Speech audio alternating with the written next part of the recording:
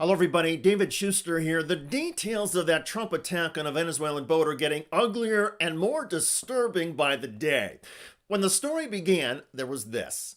You're looking at video shared by President Trump that his administration says shows the military striking a boat from Venezuela allegedly carrying drugs. The president says 11 were killed in the attack.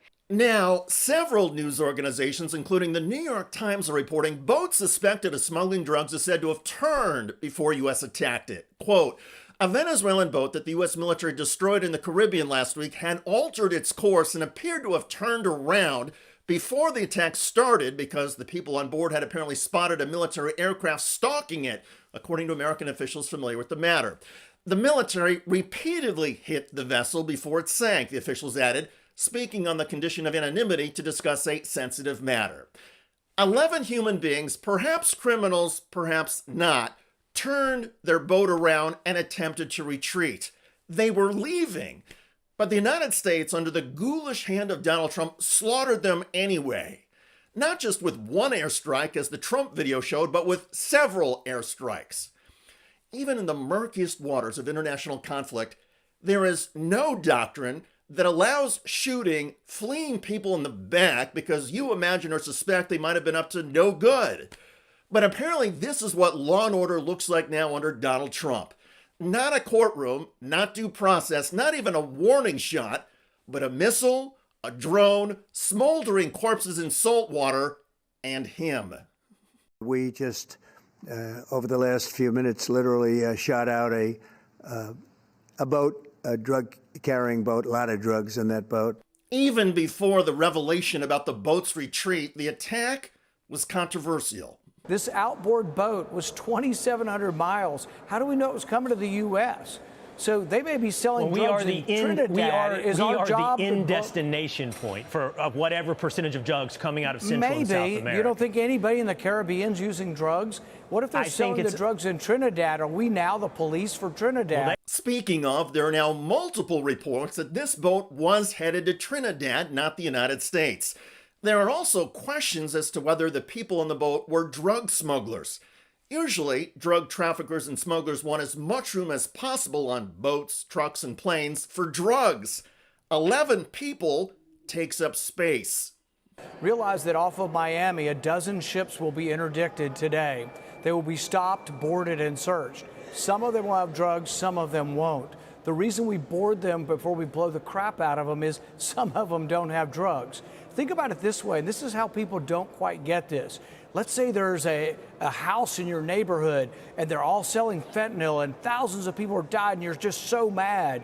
Do you go over there and just kill them or burn them? No, you go to a judge and you get a warrant and you do that. But we Senator, have an interdiction program. I feel like the difference there is you're talking about an American citizen on an American soil. And of no, course, we're talking about ships off of Miami. We're talking about people speeding along off of Miami. Are we going to just simply blow them up? The Trump administration, including the president, the vice president, and the secretary of defense, keep arguing publicly that this is war and that the drug traffickers need to be treated as enemy combatants. So we've got assets in the air, assets in the water, assets on ships, because this is a deadly serious mission for us.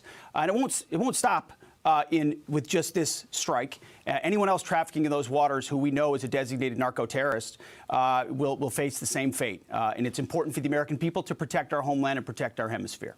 But if our homeland and our hemisphere are under assault, the administration should go to Congress and get a declaration of war. Have Congress vote to approve military attacks like this. Make the argument that the drug traffickers are literally poisoning tens of thousands of Americans every year. But the Trump administration officials will only make that argument on television and on conservative cable news. There has been no lobbying of Congress for military approval. There have been no hearings, no testimony, no following the Constitution, just killing people on a boat that had turned around in retreat. Either it was an act of war, and if it's an act of war, it was never declared by Congress, and only Congress has the power to declare war. Or it was law enforcement. But if it's law enforcement, people have a right to be arrested and to have due process and to have a trial before they're executed. So I would say that that was an action that was lawless and contrary to our Constitution, because it did not follow a declaration of war by Congress, and it did not conform to any of the requirements that we have for criminal prosecution. With all due respect to Congressman Raskin, I'm going to be more blunt.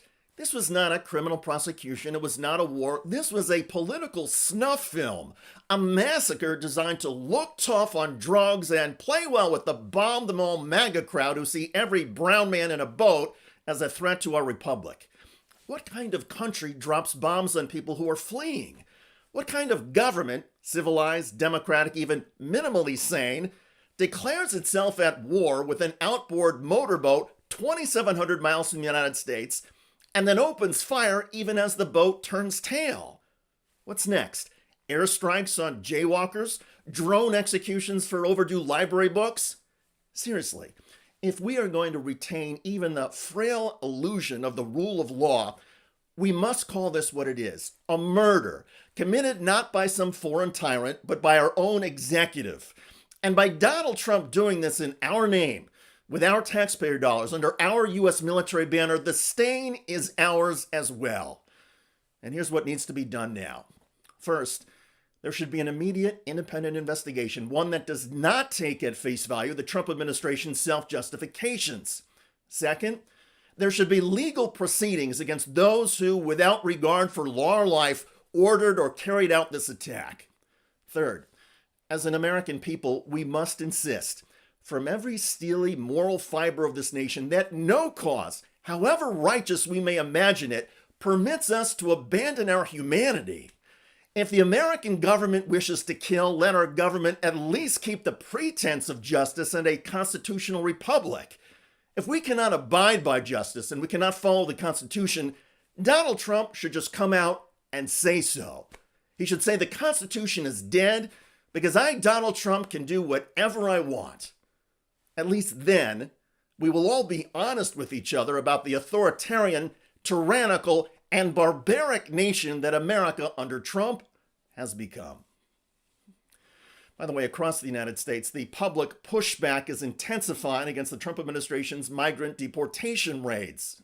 In Rochester, New York, this Immigration and Border Control vehicle had all 4 tires slashed. The attack came as more than 100 protesters confronted federal agents and forced them to retreat.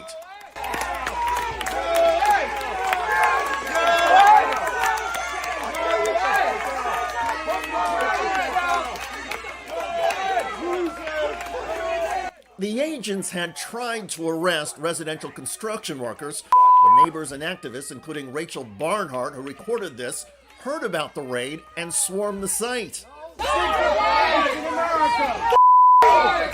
In this video, you can see the Border Patrol car with the tires slashed. A nice supervisor pleads with the protesters to let the agents leave. You lose! Protect my workers! Let them leave! Copy! Let them leave! Check out that video at the link below. It generated a lot of comments on YouTube. One of the most popular from Jesus Says, who wrote, "I would rather have 100 illegal immigrants as neighbors than a single Trump fan." Indeed.